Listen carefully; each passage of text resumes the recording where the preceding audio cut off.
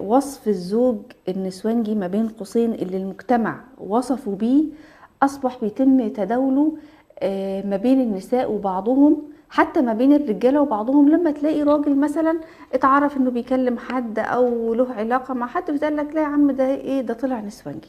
انا عايزه وصف لحضرتك للزوج اللي بينطبق عليه المقوله دي، ايه ابرز مظاهر الراجل النسوانجي؟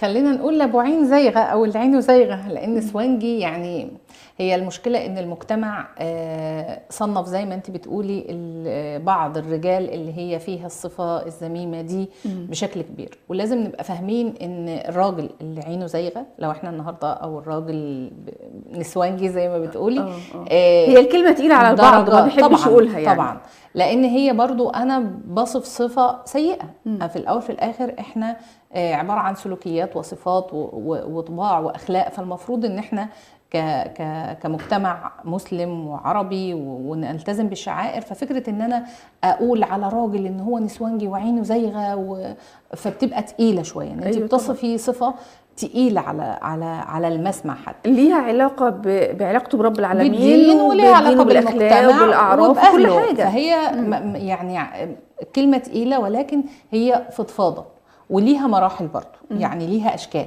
في ناس ان هي بيبقى فيها شويه الموضوع طبع ووراثه. يعني ايه؟ يعني هو اخد انه بيبحلق على النساء، بيبص، بيستحل، ما عندوش غض بصر، ما عندوش غض بصر، وبيبقى حاطط كل حاجه في اطار من الشرع المغلف. يعني ايه؟ يقول لك دي نظره اولى، ساعة بيبص، دي نظرة أولى. أو أنا ببص عشان أختار زوجة.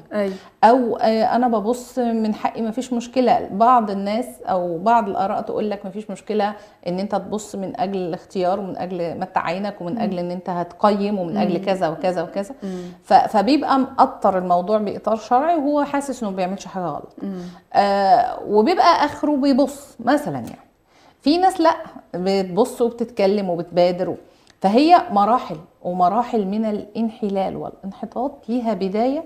الناس ممكن زي ما بقولك أبسط شكل ليها اللي أنا بقوله ده، اللي هو بيبص ويبحلق وخلاص، وبيتعدى بعد كده لما تبقى زوجته جنبه إن مفيش مشكلة. يعني أعرف بعض الزوجات اللي تتكلم تقول لي واحنا ماشيين، يقول لي شايفة دي عاملة كذا، شايفة شكل دي كذا، أو إن يقول لها أنا نفسي إن أنت تبقي عندك كذا، ويصف بشكل دقيق يعني. والأذى إن الزوجة حاجة من اتنين، يا إما بتبقى أخذ الموضوع بتهريج، يا اما اتعودت منه على كده، يا اما بتجريه. يعني واحده قالت لي بجريه واقول له والله بس لو كان كذا يبقى كذا. قلت لها انت دخلتي معاه في حرمانيه. تقول لي بريح دماغي، علشان لو انا شديته تنشنت هتحصل المشاكل، وانا عايزاه يقول لي دماغه فيها ايه. فطبعا بتلاقي نفسنا احنا الاثنين دخلنا في امر في حرمانيه. فدي ابسط درجه فيها. اسوأ درجه طبعا اللي بيبقى يستحل الحرام وحدث ولا حرج فيها.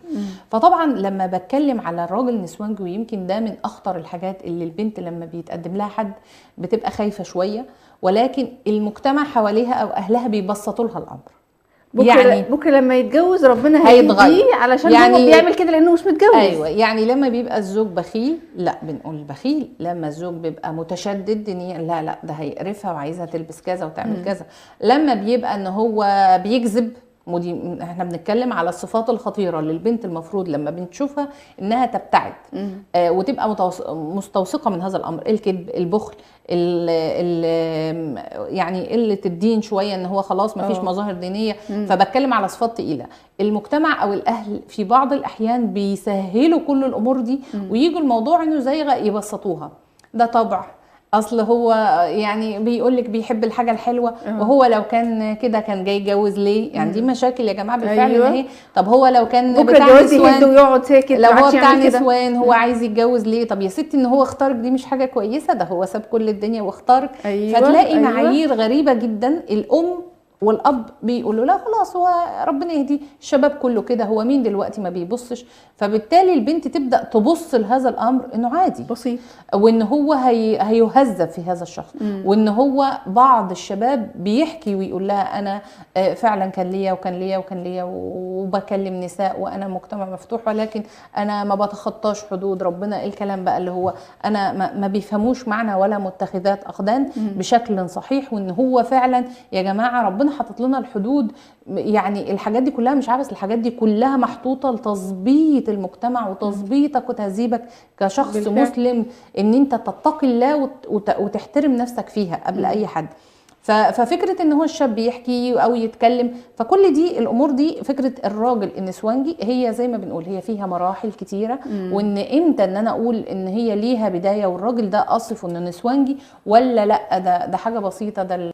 في رجاله بتبقى زي ما بنقولها بالمصري بق بس، ان هو بيقعد يقول ويتكلم ولكنه ما بيعملش حاجه بالظبط. فتبقى هي اهم حاجه ان انا بحدد الى اي مستوى هذا الشخص واصل تصرفاته ليه دي واصله لفين، يعني مجرد والوازع كلام الديني ولا في عنده تصرفات فين بقى ناتجه عن كده. بالظبط. لان استاذه اشجان البعض بقى مش بيتكلم بس او مش بيغض بصره بس، لا بينتقل بعد كده لعلاقات والتواصل على مواقع التواصل طبعا. الاجتماعي، مقابلات بره، لا عزومات، قدر خروجات، الله. والكلام ده كله.